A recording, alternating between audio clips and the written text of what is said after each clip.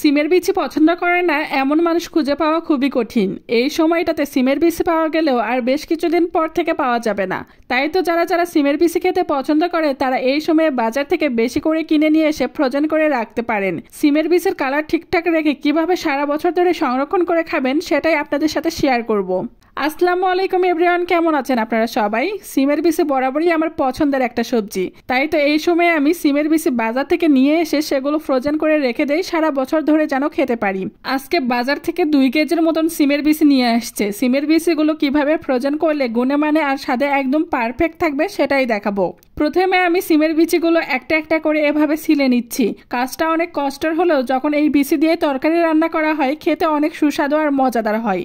এতগুলো সিমের বিচি সেলা আসলেই কষ্টকর আর ধৈর্যের প্রয়োজন। সারা বছর ধরে খাবো আর এই সামান্য কষ্টটুকু তো করতেই হবে।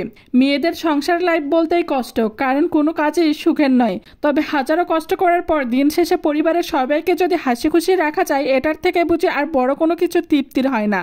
আমার কাছে মনে হয় সংসার থেকে সবার ভালোবাসা পাওয়া আর সবার সাপোর্ট পাওয়া এটাই সবচেয়ে বড় একটা পাওয়া।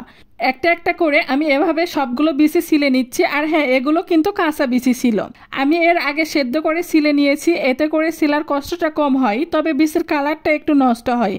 তাই ভাবলাম এবার একটু কষ্ট বেশি করি আর কালারটা আর স্বাদটা যেন ঠিকঠাক থাকে, এই জন্য এই প্রসেসে করব।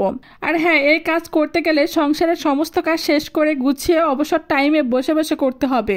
যাই হোক, অনেক কষ্টের পর সবগুলো বিচি আমার সিলে নেওয়া হয়ে গেছে। আর এটা দেখে কি যে খুশি লাগতেছিল, মনে হচ্ছে যে আমি যুদ্ধ জয় করে ফেলেছি। কারণ দীর্ঘ 2 ঘন্টা যাবত আমি এই বিচিগুলো সিলছিলাম। এখন আমি বিচিগুলো পরিষ্কার পানিতে ধুয়ে নিব। এরপরে একটা পাতিলে পানি হালকা গরম করে নিব। পানি গরম হয়ে আসলে এর মধ্যে দিয়ে দেবে 1 চিমটি হলুদ আর 1/2 চা চামচের মতন লবণ। কিছুক্ষণ পরে গরম পানির ভেতরে পরিষ্কার করে রাখা সিমের বিচিগুলো ঢেলে দিব। এরপর 2 মিনিটের মতন জাল করে নিব। ঠিক 2 মিনিট পরে চুলাটা অফ করে দিব। শুধু সিমের বিচির উপরে যেন হালকা সেদ্ধ হয় আর ভেতরটা যেন ওইরকম শক্তই থাকে।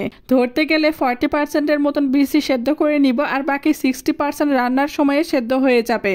আমি যেই প্রসেসে সেদ্ধ করে নিয়েছি এতে করে কালারটা অনেক সুন্দর থাকে। এরকম কালার ঠিকঠাক রাখার জন্য চুলাটা অফ করার পরে সাথে সাথে একটা ছাঁকনির উপরে বিচিগুলো ঢালতে হবে।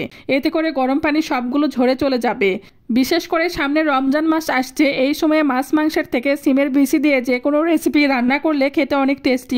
এ পর্যায়ে এই বিচিগুলোকে ঠান্ডা পানি দিয়ে ধুয়ে নিতে হবে। এতে করে সবগুলো বিচি আলাদা আলাদা হয়ে যাবে, কারোর সাথে কোনোটা লেগে থাকবে না। আর ঠান্ডা পানি দিয়ে পরিষ্কার করার পরে 3 থেকে 4 ঘন্টার মতন এইভাবে রেখেছিলাম, যাতে করে সবগুলো পানি একেবারে ঝরে যায় আর বিচিগুলো শুকিয়ে আসে।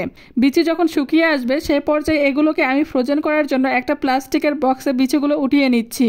এভাবে ফ্রোজেন করলে বিচিগুলো জমাট বাঁধবে না। যখন যতটুকু প্রয়োজন ততটুকু পরিমাণ বের করে নিয়ে রান্না করা যায়।